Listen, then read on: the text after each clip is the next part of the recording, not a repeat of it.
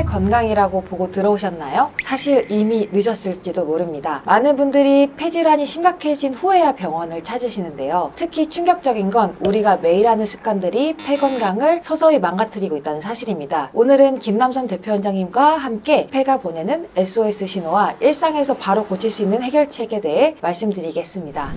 안녕하세요. 편안한 숨을 되찾는 공간 숨투의 김남선, 홍은비 원장입니다. 46년간 호흡기 질환을 연구하면서 가장 안타까웠던 점은 대부분 환자분들이 본인의 폐 건강이 심각하게 손상된 후에야 병원을 찾으신다는 점이었습니다. 특히 우리가 일상에서 무심코 하는 습관들이 폐 건강을 서서히 망가뜨리고 있다는 사실, 많은 분들이 모르고 계세요. 저도 이제 진료실에서 환자분들을 뵙다 보면 대부분 그냥 나이 들어서 그런가 했어요 라고 말씀하시는 경우가 많았습니다. 하지만 폐질환은 갑자기 생기는 것이 아니라 오랜 기간 동안 쌓인 습관의 결과물이거든요. 오늘은 특히 우리가 무의식적으로 하는 폐 건강 악화 습관 3가지와 그 해결책을 알아보도록 하겠습니다. 원장님, 가장 흔하면서도 치명적인 폐 건강 악화 습관은 무엇인가요? 저희 진료실에서도 환자분들이 가장 많이 하시는 것 중 하나가 인데요. 이게 사실 정말 심각한 문제인 것 같아요. 네, 맞습니다. 입으로 숨 쉬는 습관이 얼마나 위험한지 많은 분들이 모르고 계세요. 사실 코로 숨을 쉬는 것은 단순한 선택의 문제가 아니라 우리 몸의 필수적인 방어 시스템이거든요. 폐에는 섬모와 점액이라는 천연 필터 시스템이 있어서 공기 중에 먼지, 알레르기 유발물질,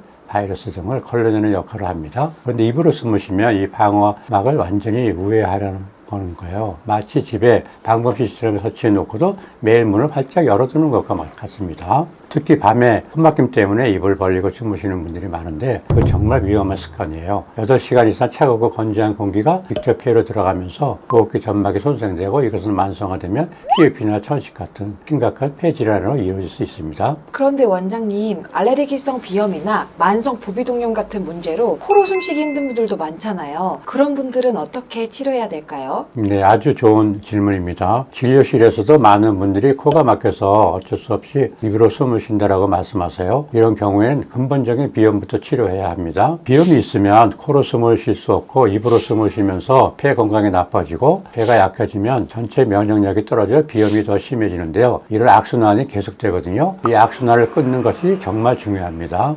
단기적으로는 주변 환경 청소 및 소독이 도움이 되지만 이미 비염이 진행되어 있는 상태에서는 악화가 쉽지 않습니다. 쿠팡이나 네이버에 쉽게 잠잘 때 붙이는 의료용 테이프를 붙이면 코로 숨을 쉬게 유도하는 것인데 비염 치료 없이 입술 테이프만 붙이면 소용이 없으나 비염 치료와 동시에 진행하면 놀라운 효과를 보는 경우가 많습니다. 두 번째로 많은 분들이 무심코 하는 습관인 쉬지 않는 것 같아요. 저도 예전에 환자분께 라고 했더니 어깨만 들썩이면서 얕은 호흡을 하시더라고요. 이런 천부적인 호흡도 폐 건강에 문제가 될 수 있나요? 정말 날카로운 관찰이에요. 현대인들 대부분이 하는 얕은 호흡은 폐 건강에 굉장히 안 좋습니다. 우리 폐의 하부, 즉 아래쪽 부분은 산소 교환이 가장 활발하게 일어나는 부위인데요. 얕은 호흡을 하면서 이 부분까지 공기가 충분히 도달하지 못해요. 마치 넓은 집의 일부 방만 사용하는 것처럼 폐의 일부만 사용하게 되는 거죠. 시간이 지나면 사용하지 않는 폐 부위는 점점 그 기능이 약해지고요. 심지어 감염에도 취약해진답니다. 폐렴 환자의 대부분이 폐 하부에서 시작되는 이유가 바로 여기에 있습니다. 또 스트레스 받을 때 우리는 무의식적으로 얕고 빠른 호흡을 하게 되는데요. 이렇게 되면 체내 이산화탄소와 산소의 균형이 깨지면서 더 큰 스트레스와 불안을 유발하는 악순환이 생깁니다. 몇 년 전 코로나19 후유증으로 호흡 곤란을 겪는 많은 환자분들이 실제로는 이런 과호흡 증후군을 경험하고 계시기도 해요. 그렇군요. 저도 진료실에서 긴장하신 환자분들께 호흡법을 종종 알려드리곤 했는데요. 확실히 효과가 있더라고요. 그럼 어떻게 하면 평소에도 더 깊은 호흡을 유도할 수 있을까요? 가장 쉬운 방법은 복식 호흡을 습관화하는 것입니다. 한 손을 가슴에, 다른 손을 배꼽 아래에 놓고 숨을 들이마실 때 배가 불러 나오고 내쉴 때 들어가는 호흡법이에요. 하루에 5분만 이 호흡법을 연습해도 큰 변화가 오게 됩니다. 특히 478 호흡이 효과적인데요. 코로 4초간 숨을 들이마시고 7초간 숨을 참았다가 입으로 8초간 천천히 내쉬는 방법입니다. 유일하게 자율신경계를 스스로 조절하는 방법은 바로 호흡기에 있습니다. 명상, 요가를 포함한 내쉬는 방법을 조절하여 자율신경계의 부교감을 강화하며 폐가 호흡하는 것이 효율적으로 사용할 수 있게 도와줍니다. 또 하나 권해드리고 싶은 것은 규칙적인 유산소입니다. 빠르게 걸을 때 우리 몸은 자연스럽게 깊은 호흡을 유도하거든요. 하루 30분만 걸어도 폐 기능이 크게 향상이 됩니다. 특히 중장년층은 폐 활량이 매년 1, 2%씩 감소하기 때문에 이런 운동이 더욱 중요하죠.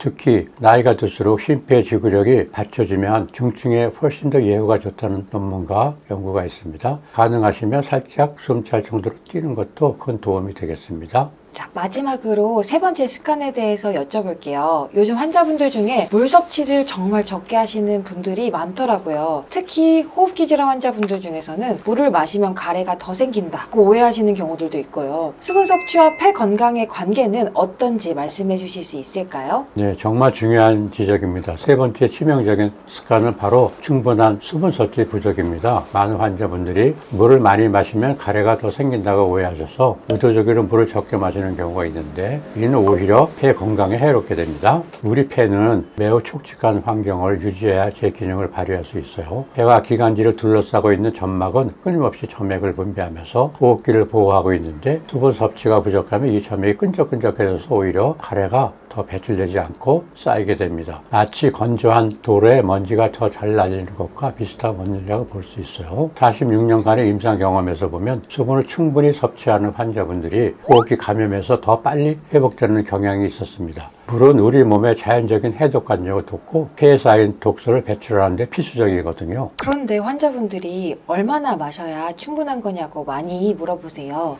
또 커피나 차 같은 음료도 수분 섭취로 계산되는지 궁금해하시는 분들도 있고요. 이런 분들에 대해서 구체적인 가이드라인이 있을까요? 일반적으로 성인은 하루에 최소 1.5에서 2리터의 물을 마시는 것이 좋습니다. 특히 호흡기 질환이 있으신 분들은 이보다 조금 더 많은 양을 마시는 것이 도움이 되고요. 시간 단위로 보면 깨어있는 동안 한 1시간에서 2시간마다 한 컵, 약 250ml의 물을 마시는 것이 이상적이에요. 커피나 차 같은 카페인 음료는 이뇨작용이 있어서 오히려 체내 수분을 배출시키므로 순수한 물 섭취로 개선하기는 어렵습니다. 특히 카페인은 기관지를 확장시키는 효과가 있어 일시적으로 호흡이 편해질 수 있지만 장기적으로는 탈수를 유발할 수 있어 주의가 필요해요. 수분 섭취 방법도 중요합니다. 한 번에 많은 양을 마시기보다는 조금씩 자주 마시는 것이 좋습니다. 또한 아침에 일어나자마자 물 한 잔 마시는 습관을 들이면 밤사이 농축된 가래를 효과적으로 묽게 만들어 배출하는 데 크게 도움이 됩니다. 미지근한 물이나 따뜻한 차가 찬물보다 호흡기 건강에 더 좋은 경우가 많습니다.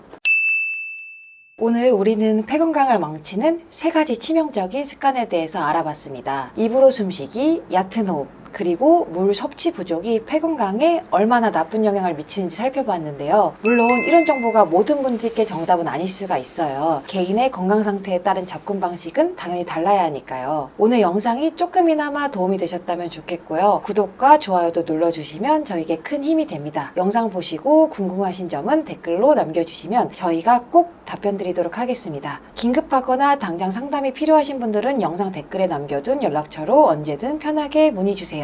이상 숨퇴 김남선 홍은비 원장이었습니다. 감사합니다.